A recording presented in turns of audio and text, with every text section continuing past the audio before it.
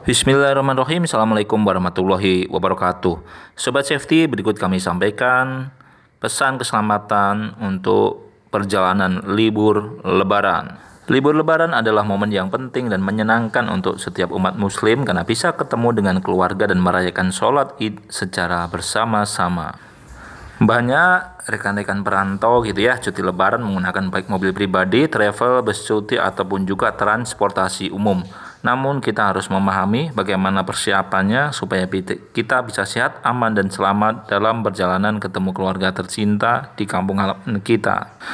Nah, Sobat Safety, kita harus pahami dampak-dampak dan bahaya apa saja terkait dengan perjalanan jauh ini supaya kita bisa persiapkan dengan baik. Dari aspek kesiapan kendaraan, alat, ya, mitigasi kedaruratan, kita harus prepare well supaya tidak terjadi masalah dalam perjalanan kita. Kita harus memahami bagaimana bahaya dan risiko saat berkendara jarak jauh seperti fatigue, pecah ban, kebakaran, remblong, jalan berlubang, overspeed, penerangan kurang termasuk hujan lebat dan angin kencang yang dapat mencederai kita semuanya. Nah, inilah kecelakaan yang bisa timbul seperti mobil masuk jurang, tabrakan, tertimpa pohon, pecah ban, kebakaran, termasuk terseret arus air apabila di suatu daerah ini rawan banjir. Nah, tentunya dampak apabila terjadi kecelakaan seperti cedera, meninggal dunia, kalau bus cuti atau transportasi perusahaan, maka image perusahaan termasuk biaya kecelakaan bisa keluar. Dampak keluarga tentunya kesedihan yang mendalam dan keluarga kita bisa menjadi anak yatim ataupun yatim piatu. Dampak pada kendaraan bisa berupa kerusakan, ya, kebakaran. Nah, sehingga kita harus pahami keselamatan sebelum mudik. Jangan lupa yang pertama dan utama sebelum perjalanan adalah meminta doa untuk supaya sehat, aman dan selamat dalam perjalanan kita kepada Allah SWT. Berikut ada beberapa tips pencegahan kecelakaan saat perjalanan jauh. Nah, yang pertama, identifikasi jalan dan jalur yang akan kita lalui terkait dengan potensi banjir, ya, kecepatan tinggi di area jalan tol, keramaian ataupun kondisi jalan seperti bumpy ataupun juga rawan longsor. Kita bisa melihat dengan teknologi ini, cek Google Maps, ya, IG area, kemudian berita terkini di internet termasuk aplikasi prediksi cuaca. Sehingga kita bisa menentukan dan memilih jalur alternatif yang terbaik dan waktu yang efisien sehingga dapat diminimalkan risiko terjadinya kecelakaan dalam perjalanan kita.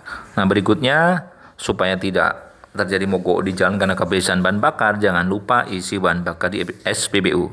Pastikan kita patuh aturan pengisian, yaitu matikan mesin, aktifkan parking brake, cabut kunci kontak, jangan menggunakan handphone dan dilarang merokok.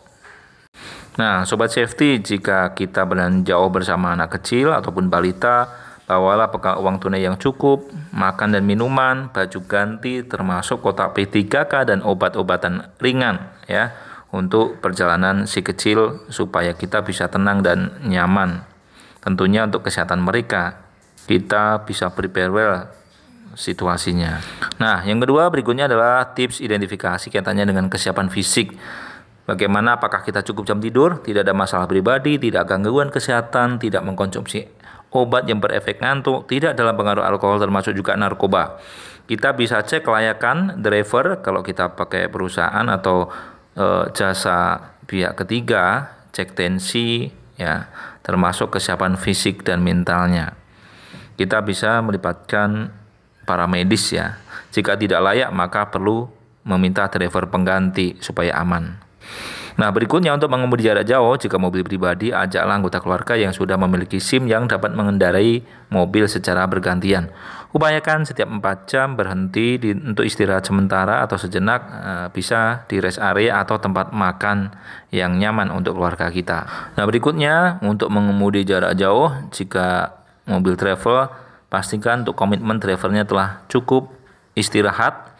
Kita juga bisa menanyakan kepada driver, ya, sebelum berangkat untuk kecukupan istirahatnya.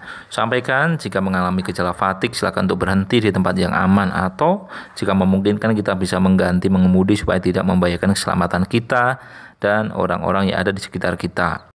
Nah, kita juga harus mengingatkan driver untuk berhenti beristirahat apabila kita melihat adanya tanda-tanda fatigue pada driver yang mengemudikan kendaraan kita. Baik, nah untuk mengemudi jarak jauh, jika kita menggunakan fasilitas perusahaan, kita bisa menyiapkan driver pengganti dan bisa beristirahat sejenak di rest area setiap 4 jam sekali. Tentunya kita perlu bisa melakukan survei terlebih dahulu supaya tempat istirahat yang dipilih nyaman dan aman untuk karyawan serta penumpang bus cuti. Untuk meningkatkan kualitas pengawasan driver bus cuti ini, kita bisa tunjuk dari perusahaan satu karyawan dari level staff untuk melakukan observasi perilaku driver selama berkendara supaya bisa memberikan feedback dan masukan apabila ada perilaku atau tindakan tidak aman yang dilakukannya. Nah, berikutnya untuk pencegahan kecelakaan yang kedua yaitu untuk kesiapan kendaraan. Pastikan kendaraan siap kita bisa servis ke dealer atau bengkel terpercaya. Kita sebelum melakukan aktivitas cek dulu kondisi fisik kendaraan yang kritikal seperti brake, safety belt, steering, ban, lampu-lampu, dan perlengkapan yang lain seperti kunci, dongkrak, dan alat pendukung lainnya. Kemudian saat servis ke bengkel resmi untuk memastikan kendaraan ready for use, gantilah spare part yang penting jika sudah teridentifikasi adanya keausan. Hal ini penting untuk menjaga keselamatan kita selama perjalanan. Tidak lupa pula, yang ketiga, sebelum perjalanan dimulai, lakukan safety induction mengenai keselamatan berkendara termasuk kewajiban pakai safety belt dan penumpang dapat mengingatkan para pengemudinya apabila membahayakan keselamatan penumpang. Nah, tips keempat, kita juga harus pahami risiko berkendara.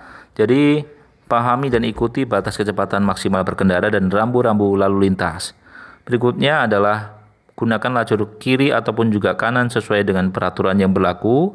Tidak lupa pula jaga jarak aman beriringan selama berkendara. Hal ini penting untuk membuat kita dapat menjaga jarak pengereman dengan unit yang ada di depan kita supaya andai kata ada kondisi darurat kita bisa masih jarak yang cukup saat melakukan pengereman dan menjaga keselamatan kendaraan yang kita bawa. Beberapa hal ini adalah strategi sederhana yang bisa meningkatkan keselamatan kita. Yang pertama, jangan mengemudi dengan kecepatan yang melebihi batas rambu.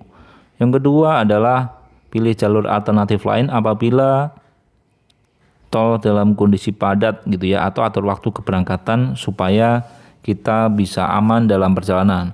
Yang ketiga adalah berhenti setiap 4 jam. Kita bisa melakukan peregangan bisa mengajak makan si kecil supaya tidak boring. Dan yang terakhir adalah mitigasi emergensi.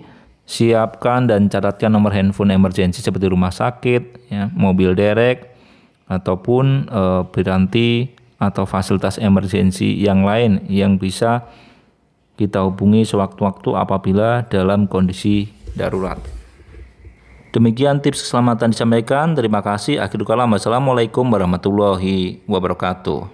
Saya Istin Wijayanto dari channel YouTube Istin Wijayanto mengucapkan selamat menunaikan ibadah Idul Fitri minal aidin wal faidin. Mohon maaf lahir dan batin. Semoga perjalanan kita lancar dan selamat sampai tujuan, bertemu dengan keluarga tercinta di kampung halaman.